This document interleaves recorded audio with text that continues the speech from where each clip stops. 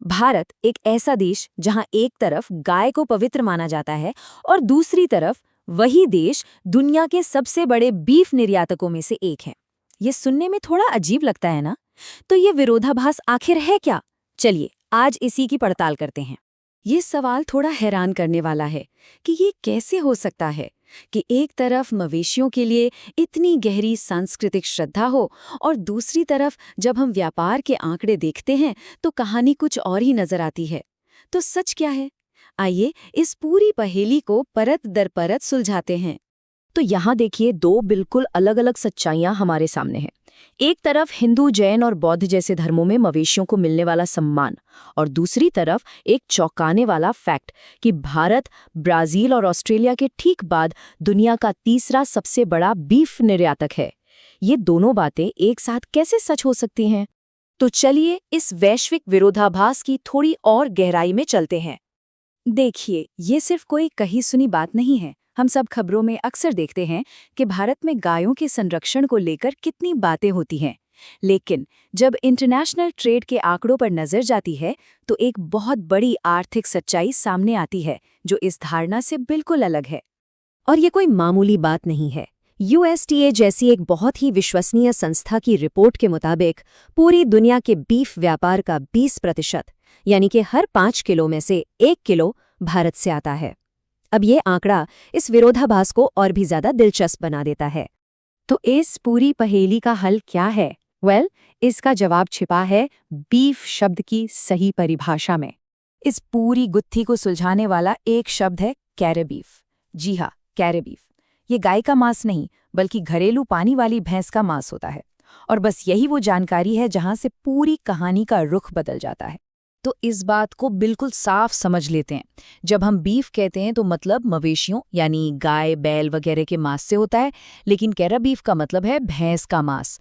और भारत का जो इतना बड़ा एक्सपोर्ट इंडस्ट्री है वो मुख्य रूप से इसी कैरा बीफ पर आधारित है, गाय के मांस पर नहीं। अब इस कहानी के अगले हिस्से की तरफ बढ़ते हैं, जो है भारत का जटिल कानूनी ढांचा। देखिए, भारत में मवेशी वध को लेकर कोई एक राष्ट्रव्यापी कानून नहीं है। देश के 28 में से 20 राज्यों में तो इसको लेकर नियम कानून है, लेकिन 8 राज्य ऐसे भी हैं जहां इस पर कोई प्रतिबंध नहीं है। ये विविधता भारत के संघीय ढांचे को दिखाती है। और ये सिर्फ राज्य सरकारों की मर्जी नहीं है। साल 2005 में देश के सर्वोच्च न्यायालय ने भी एक बड़े फैसले में ये साफ कर दिया था कि राज्य सरकारों के पास इस मुद्दे पर कानून बनाने का पूरा अधिकार है। और हाँ, जो मांस एक्सपोर्ट करने की इजाज़त है भी, यानी कैरा बीफ, उस पर भी बड़े सख्त नियम है। सिर्फ और सिर्फ बिना हड्डी वाला मांस ही देश से बाहर भेजा जा सकता है। ये नियम भैंस के साथ साथ बकरी और भेड़ के मांस पर भी लागू होता है। तो चलिए अब जरा इस इंडस्ट्री के आर्थिक आकार पर एक नजर डालते हैं। स्क्रीन पर जो इमारत है वो नई दिल्ली का वाणिज्य भवन है। ये सिर्फ एक सरकारी ऑफिस नहीं है, बल्कि ये उस विशाल तंत्र का केंद्र है जो भारत के अरबों डॉलर के मांस निर्यात के कारोबार को चलाता है। और ये कारोबार कितना बड़ा है? सिर्फ वित्तीय साल 2024-25 में ही भारत ने 4 अरब डॉलर से भी ज्यादा कीमत का भैंस का मांस निर्यात किया। ये रकम इस उद्योग की जबरदस्त आर्थिक ताकत को दिखाती है। और ये मांस जाता कहाँ है?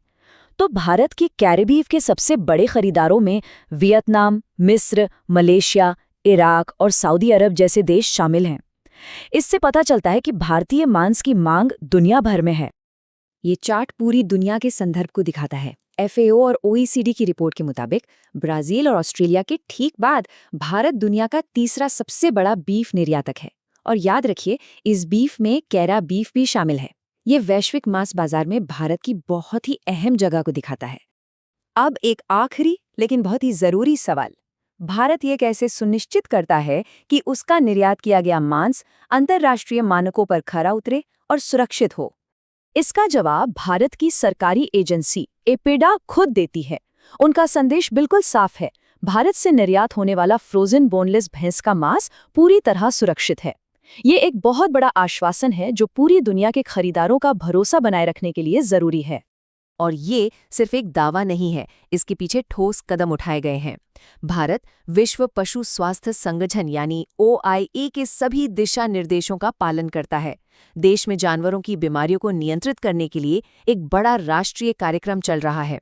और जैसा कि हमने पहले भी बात की, सिर्फ बोनलेस मांस का ही निर्यात किया जाता है, जिसे दुनिया भर में सबसे सुरक्षित माना जाता है। तो कुल मिलाकर भारत का तथाकथित बीफ विरोधाभास असल में भैंस के मांस यानी कैरा बीफ, राज्यों के अलग अलग कानूनों और एक जबरदस्त आर्थिक ताकत का मिला-जुला नतीजा है।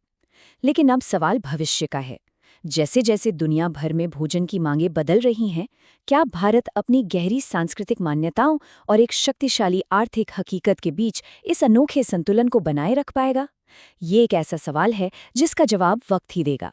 हमारे साथ इस विषय को समझने के लिए शुक्रिया।